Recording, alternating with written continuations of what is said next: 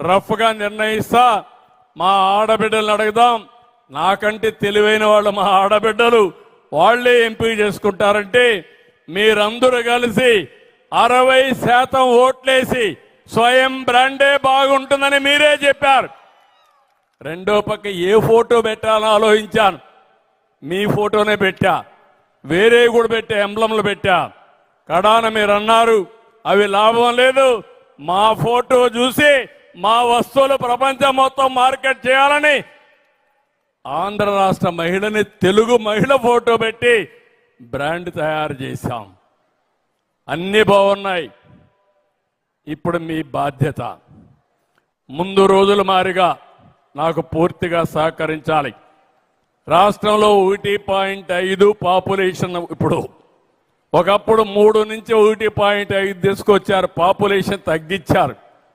ఇప్పుడు మళ్ళా 3 వరకు పెంచమని లేదు, కనీసం 1.5 నుంచి 2 వరకు వెళ్ళాలి, 2.1కి వెళ్ళాలి. జనాభా ఉండాలి, యంగ్స్టర్స్ ఉండాలి, నిరంతరం సమాజం పిల్లలతో కళకళలాడాలి, అన్ని వయసులు ఉండేవాళ్ళు ఉండాలి, నేచర్ని కాపాడుకోవాలి. ఇలాంటి వినూత్నమైన ఆలోచనతో మనం ముందుకు పోదాం. నేను ఒకటే హామీ ఇస్తున్నా, సమాజంలో సగం మీరున్నారు. నేను ఎప్పుడు చెప్పేవాడిని 50% జనాభా ఏమీ చేయకుండా వాళ్ళ ఇంటికే పరిమితం చేయడం ఏంటని. ఒకప్పుడు నేను మీకు చెప్పాను, మీకు గుర్తుందో లేదో, చిన్నప్పుడు తల్లిదండ్రులు అంటారు నీకేం తెలియదు నువ్వు కూర్చో అనేవాళ్ళు. పెద్ద అవుతానే భర్త అంటాడు నీకేం తెలీదు వంటింట్లో ఉండమనేవాడు. మీరు ముసలి వాళ్ళు అవుతానే మళ్ళీ మీ పిల్లలు చెప్పేవాడు నీకేం తెలీదు నువ్వు పక్కన ఉండమని. ఈరోజు నేను చెప్తున్నా, చదువుకోవాలంటే డబ్బులు కావాలంటే చదివించే శక్తి నా ఆడబిడ్డలకు ఇచ్చిన పార్టీ ఈ పార్టీ. అవునా కాదని మిమ్మల్ని అడుగుతున్నా. దానివల్ల మీకు గౌరవం పెరిగింది. మీ పేరుతో ఆస్తులు ఇచ్చాం, ఇల్లు, ఇంటి జాగా, లోను. ఈరోజు మగవాళ్ళు పోతే డబ్బులు రావేయంగానే మా ఆడబిడ్డ పోతే మాత్రం 1 గంటలో డబ్బులు వస్తాయి. అవునా కాదా? అది విశ్వసనీయత, క్రెడిబిలిటీ. ఇలాంటి క్రెడిబిలిటీ ఎస్టాబ్లిష్ చేసిన తర్వాత నెక్స్ట్ లెవెల్కి తీసుకుపోవడం చాలా సులభం. నేను మళ్ళీ కోరుతున్నా, నేను ప్రత్యేకమైన శ్రద్ధ పెడతా, ఎక్కువ సమయం ఇస్తా, ప్రపంచంలో ఉండే ఆర్గనైజేషన్లు తీసుకొస్తా, అవన్నీ కూడా ఎక్కడికక్కడ ఇంటిగ్రేట్ చేస్తా. మీకు డబ్బుల కొరత ఉండదు, మీరు తయారు చేసే వస్తువులను అమ్మించే బాధ్యత కూడా తీసుకుంటాం. కానీ మీలో మాత్రం ఒక పట్టుదల రావాలి. మీరు ఆరోగ్యంగా ఉండాలి, మీ కుటుంబాన్ని ఆరోగ్యంగా పెట్టాలి, మీ ఇల్లు పరిశుభ్రంగా ఉండాలి, మీ గ్రామం పరిశుభ్రంగా ఉండాలి. అదే సమయంలో మళ్ళీ ఇంట్లో చిన్న గొడవలు కూడా పడకూడదు. మీరు ఒక క్యాటలిస్ట్గా పనిచేయాలి. మీ ఇంట్లో భార్యాభర్త కూతురు గోడలు కొట్టుకుంటే మీరే సర్దాలి. ఇప్పుడు అది పోయింది. ఒకప్పుడు ఉండేది, పెద్దలు ఎప్పుడు చెప్పేవాళ్ళు, ఇప్పుడు చెప్పేవాళ్ళు కూడా లేకుండా చిన్న వాటికి నిన్న నేను చూస్తే చాలా బాధపడ్డాను. ఆ విషయం కూడా చెప్పాలి మీకు. మంగళగిరిలో భార్యాభర్త టీవీ చూస్తున్నారు, సౌండ్ ఎక్కువ ఉంది. భర్త అన్నాడు సౌండ్ తగ్గించమన్నాడు. భార్య ఇరిటేట్ అయిపోయింది, భర్తను చంపేసింది. అంటే ఎంత ఇంపేషెన్స్ వచ్చిందో మీరు అర్థం చేసుకోండి. అంటే దీనికి కారణం ఏంటి? ఇంట్లో చర్చలే లేవు. మీరు సెల్ ఫోన్తో బిజీ, పిల్లలు సెల్ ఫోన్తో బిజీ, భర్తలు సెల్ ఫోన్తో బిజీ. ఇంట్లో ఉండి సెల్ ఫోన్లో మెసేజ్ పెడతారు. దానికంటే దౌర్భాగ్యం ఏం కావాలి నాకు అర్థం కాదు.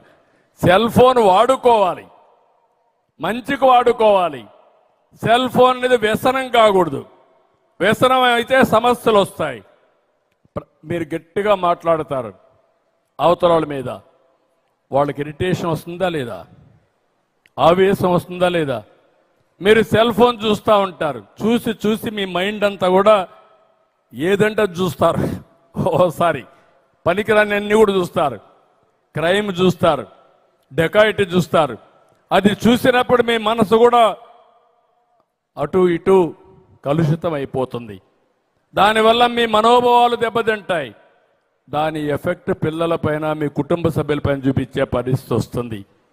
అందుకే నేను ఇవన్నీ కూడా ఎందుకు మాట్లాడుతున్నానంటే భవిష్యత్తు అన్ని మాట్లాడాలనుకుంటున్నా.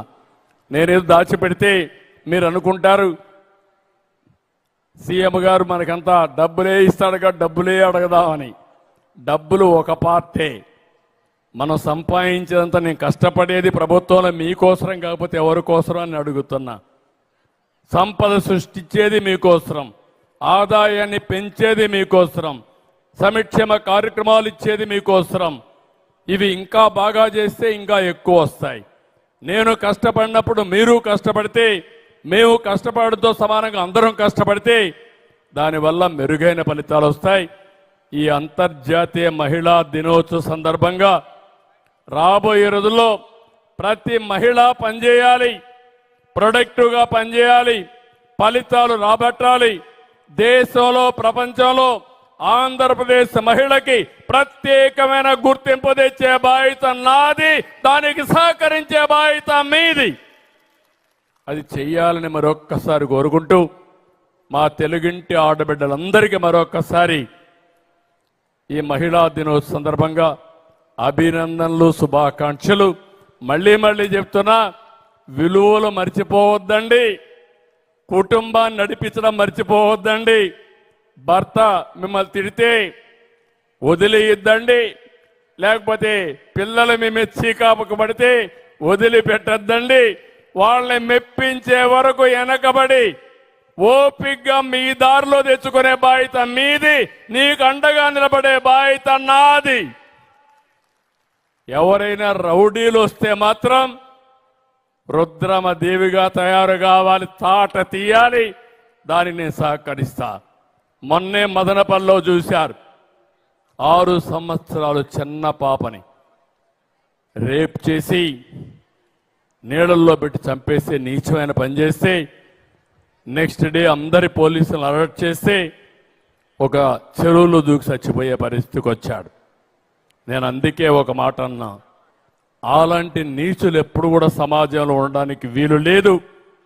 అందుకే ఉంటే జైల్లో ఉండాలా, లేకుంటే మరణశిక్ష చేపించాలా, లేకుంటే వాళ్లే భయపడిపోయి బయట రాకుండా చనిపోయే పరిస్థితి రావాలి తప్ప సమాజానికి వాళ్ళంతా కూడా భారం. ఈ విషయం గుర్తుపెట్టుకోవాల్సిందిగా మరొక్కసారి మిమ్మల్ని కోరుకుంటూ అందరికీ నమస్కారాలు. జై హింద్.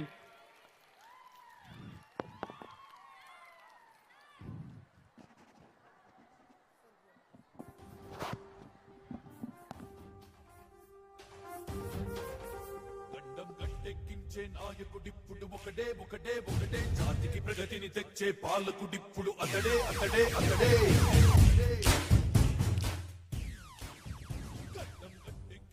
నాయకుడిప్పుడు ఒకడే ఒకడే ఒకడే, జాతికి ప్రగతిని తెచ్చే పాలకుడిప్పుడు అతడే అతడే అతడే. సూర్యునిలాగా చీకటి చీల్చి, చంద్రునిలాగా వెన్నెల నుంచి అందరికీ అభివృద్ధిని తెస్తాడే.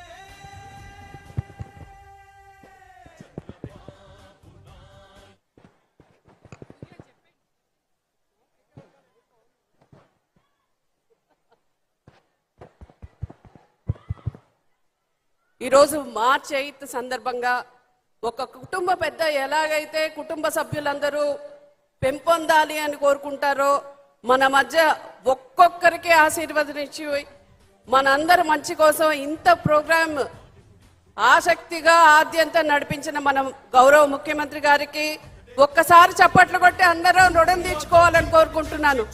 ఓట్లు అడిగే నాయకులు ఉన్నారు కానీ మన పెంపుదలకు కావాలనుకునే నాయకులకి జై హింద్. చంద్రబాబు నాయుడే ఒకే ఒక్క నాయకుడే, గండం గట్టెక్కించే నాయకుడిప్పుడు ఒకడే ఒకడే ఒకడే, జాతికి ప్రగతిని తెచ్చే పాలకుడిప్పుడు అతడే అతడే అతడే.